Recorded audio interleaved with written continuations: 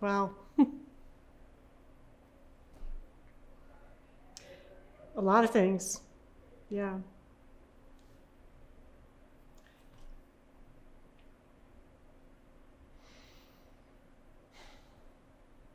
And yet it was so good in so many ways, you know. My kids were with us. Our adult children are fully launched and have careers and lives of their own, but we've had one or the other with them for an entire year, and it's been remarkably important and valuable to our family to have that together time. But I think we probably, I know speaking for myself, probably underestimate how much we've been through and the election and all the politics and, 550,000 people dying is pretty horrendous. But I think the hardest thing has been to watch how so many people reacted to the events, particularly the pandemic, and to minimize it and to refuse to wear masks. I mean, where I live in the country, a lot of people are just so fiercely independent. It's like they've lost all notion that we're a society and we live together, and we do need to look out for each other, even if we have differences of opinion. But the politics have so poisoned the well of late that we seem to have lost that. And that was very hard to see. I think living in a red area, we can call it, I have to constantly check my own impulses and my own bias and try to be open to people who have a different perspective.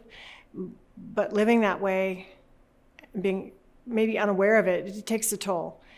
And when I got my vaccine, the first shot, I was pretty bullish, pretty excited about it. But the second shot, I just lost it. I was so grateful and so relieved. And I didn't realize how much had built up inside of me at that time, until that time, I mean. And that was a really profound feeling, and it made me think, okay, we have to unwind this now. We really have to put it all back together. And we each have to do that, and we all have to do that together. So I could keep talking, but That's fine. I'm going to ask you a couple questions. okay. That was really, really very good. Okay. Where do you envision us collectively a year from now? How do you think we'll go back to some kind of normal, or will it be something new? What will that be? Any ideas? So it's really hard to see where we're going to be in a year. What's the future look like? I'm not very encouraged, actually. I think so much damage has been done for the last 4 or 5 years, 6 years. The pandemic sort of laid bare a lot of things that were fundamentally broken in our country. And I think that there's probably two mindsets there. One is willing to look at that frankly and honestly and own that and try to fix it. And the other mindset isn't. And, I don't know how we bring those two minds together. There's just so much ground to cover and so much painful experience on both sides of that to overcome, to come together. I'm not very encouraged that that's going to happen anytime soon. So now you mentioned that the pandemic has laid a lot of things bare. Do you see some positives in that maybe it's made us aware of some things that we can now work to fix and make better in society? Mm-hmm. I certainly think that the things the pandemic exposed are, they're fixable. They're all fixable if we have the will. And it's just pretty hard to ignore how bad things are.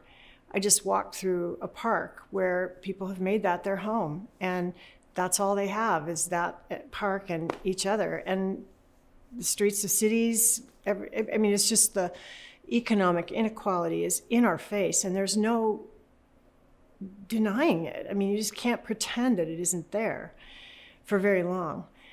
So that's hope. That does give me hope, because I think we've learned the extent of the problem. It's become so obvious, and it manifests in so many different ways, in access to opportunity, or healthcare, or financial security, or physical safety. All these things roll up under this sense that we've got it wrong, but in discovering that, we now know we can do what we need to do to get it right if we just gather the will to do so. Great.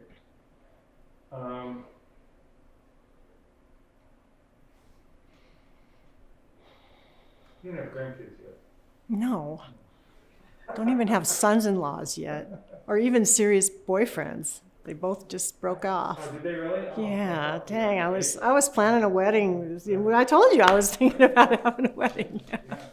But just hold that thought, Yeah, yeah, right. Yeah. But if I did, Well, yeah, I guess just, I wondered if you'd had an experience, because, I wonder what the experience has been like for kids. yeah. Their whole social system uprooted, their education, Yeah. shifted, and it's been a giant change, I think, for them. I'm very worried about what the kids are going to take away from this, how their lives have been changed. The good news about children is that they're really malleable, and they recover, and they only know what they know. They don't have a different frame of reference. But when you think back, you compare, different generations, and you think about all the things that they've had to give up or lose, and certainly the social connection. I mean, we've all lost connections. We've lost connections with friends that we used to have, family members. In fact, those games or those Facebook memes, or there's like a word search field. It says the first word you see is your theme for the year ahead. And I did one of those, and it was connection. And I just thought that serves as a really good reminder to try to build back the connections that we've lost with people. And, I hope that children in our society can be encouraged to do that and form new friendships, connect in new ways. In one way, we've stayed connected through Zoom and, FaceTime, and that's been a godsend. But there's no substitute for, real physical connection. And I just hope that we can all work on that, but especially with regard to the children, because this is their lifetime development at stake. Their ability to form and maintain relationships is being formed right now in this, what is it, 2 to 10, 2 to 12 age range. And so if that's been taken from them, we need to work on getting it back. So what do you miss during this period? Is there something that you miss? What do I miss? I miss hugs. I miss hugs. Yeah, I'm a hugger, and it's hard when you do see friends. You've got to maintain distance, and it just doesn't feel natural. And what are you looking forward to resuming? I'm looking forward to, where I live,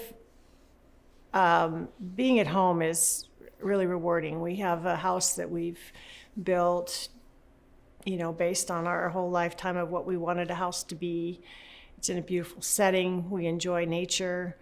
We're both retired, so it's all good right there at home. But I do miss going out and going to restaurants with friends, meeting up with friends for drinks, going to see movies, taking trips, traveling abroad. For the last year, that's been off the table, but that's okay. We're together, we're healthy, we're making it work, right? But I really do look forward to especially being able to travel. internationally again, and that's quite an indulgence when you think about it in the big picture. But it is something that I get a lot out of, and I prioritize if I can.